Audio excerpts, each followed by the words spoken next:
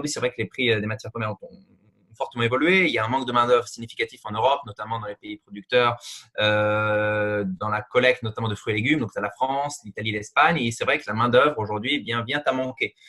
Donc, d'une part, ça se répercute sur les prix. D'une part, tu as beaucoup moins d'achats disons auprès des restaurateurs, donc ça limite aussi, si tu veux, la commercialisation de ces fruits qui très souvent pourrissent.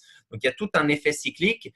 Donc je pense qu'aujourd'hui on est dans cette dynamique où il va falloir consommer du local à condition de pouvoir rendre le modèle de production viable, donc c'est-à-dire lié écologie et production, au-delà des labels qu'on peut avoir aujourd'hui sur le marché, à condition de pouvoir travailler sur des filières et des systèmes de production beaucoup plus durables.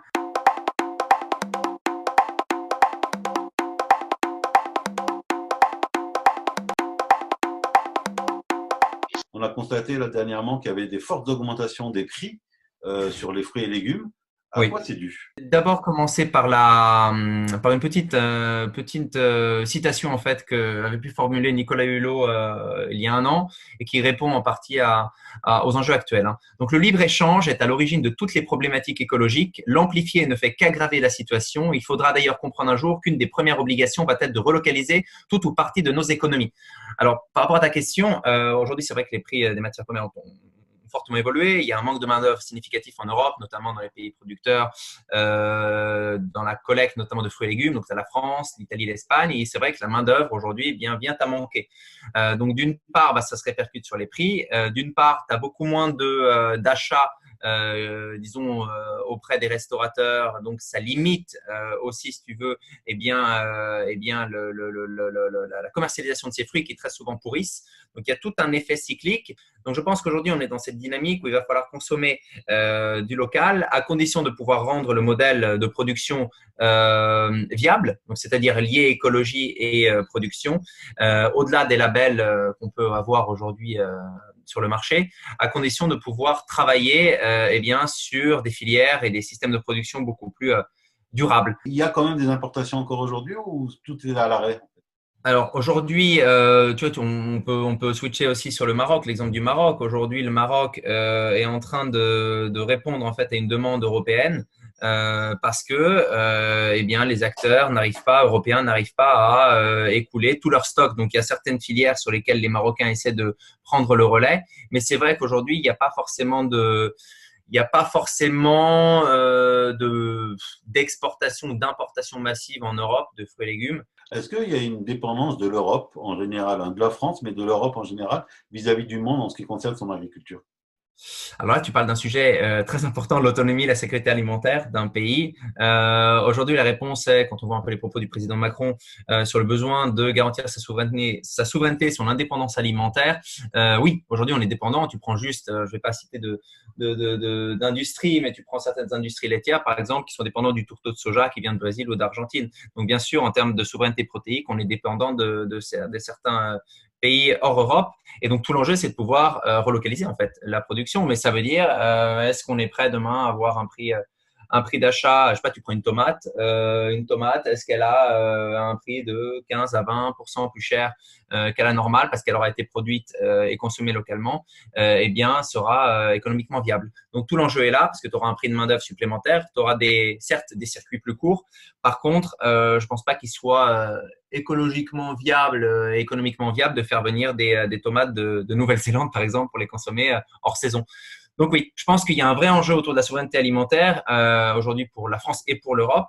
Mais c'est un sujet que tu peux ramener aussi à la dépendance. Tu prends les médicaments, tu prends la santé plus généralement, tu prends l'exemple des masques. On a un besoin de relocaliser nos productions industrielles et numériques d'ailleurs aussi. En ce qui concerne le Maghreb, comment ça se Oui. présente justement l'histoire de coronavirus? Est-ce que ça a eu des impacts, notamment pour les deux pays qui exportent beaucoup, à Ouais. savoir le Maroc et la Tunisie? Quelles conséquences ça a eu en fait? Alors il y a une très bonne gestion de la crise en fait sanitaire de la part des autorités marocaines. Ça, c'est indéniable. Il y avait un plan de relance, il y a eu un fonds de solidarité qui a été créé par Sa Majesté le Roi. Tu as eu les grandes questions stratégiques qui ont été aussi prises en considération en termes de relance économique. Donc, t'as pas eu de, enfin, dire les secteurs bien sûr industriels seront touchés. Par contre, tu as eu les bons réflexes au bon moment. Tu as eu les bonnes décisions qui ont été prises. Alors aujourd'hui, c'est vrai que les exportations de fruits et de légumes vers l'UE, elles sont, comme je te le disais tout à l'heure, en augmentation là, dû au ralentissement de la production agricole en Espagne, en Italie ou en France, mais ça reste aujourd'hui assez limité.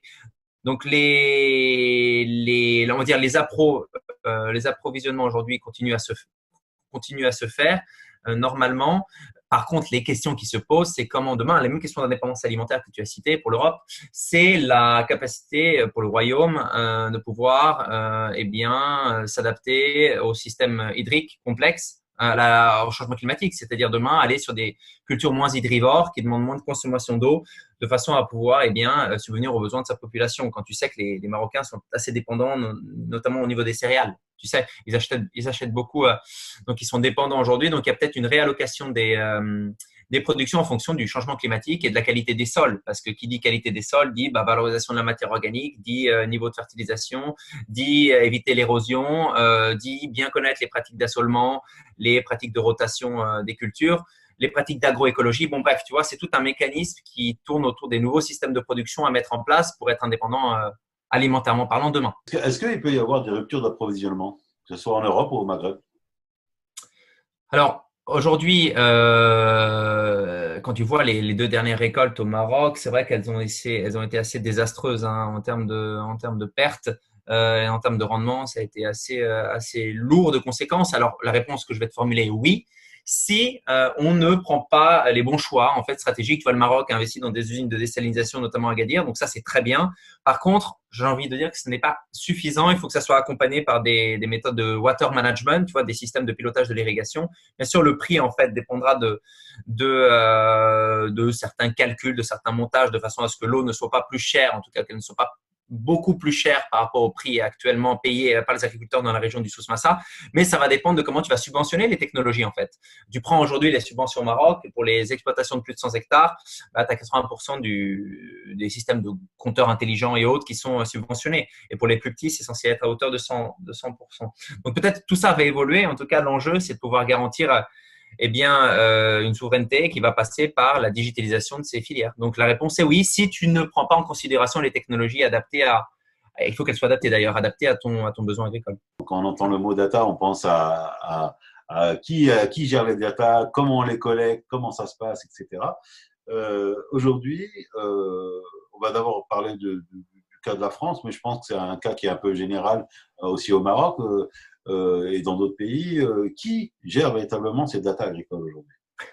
Alors là, vaste sujet, mais très belle question. Aujourd'hui, je vais commencer par l'Europe en tant que citoyen européen, franco-italien. Je pense que la souveraineté en Europe va falloir vraiment y songer aujourd'hui parce qu'il faut développer nos propres services numériques indépendants, libres, sécurisés, parce qu'on se rend compte que la donnée au cas personnel, on l'a vu avec tous les acteurs américains, les Facebook et autres, les données ont une vraie valeur. Tu prends l'alimentaire.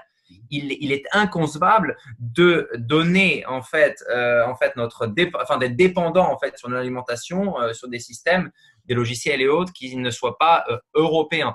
Alors voilà, on parlait tout à l'heure avec Nicolas Hulot du libre-échange et de tout ça, mais je pense qu'on est arrivé à un moment historique où il y a une vraie prise de conscience, je pense, de la part du secteur public et privé sur ces enjeux-là, et de comprendre qu'aujourd'hui, l'Europe doit créer son indépendance et pour ce faire, il faut qu'elle développe ses services. Ça va être intéressant de voir comment l'espace méditerranéen va se transformer en espace technologique d'échange, tu vois, de flux de données et tout, et puis de conception, je pense, et je terminerai là-dessus, de co-création de valeur ensemble, en bonne intelligence collective. C'est-à-dire la culture informatique des Européens et la culture informatique des Africains, comment ces deux intelligences peuvent donner naissance à des nouvelles technologies et des nouveaux services informatiques et numériques. Donc, je pense que il faut voir ça comme quelque chose une note très positive et créer notre propre avenir aujourd'hui ensemble.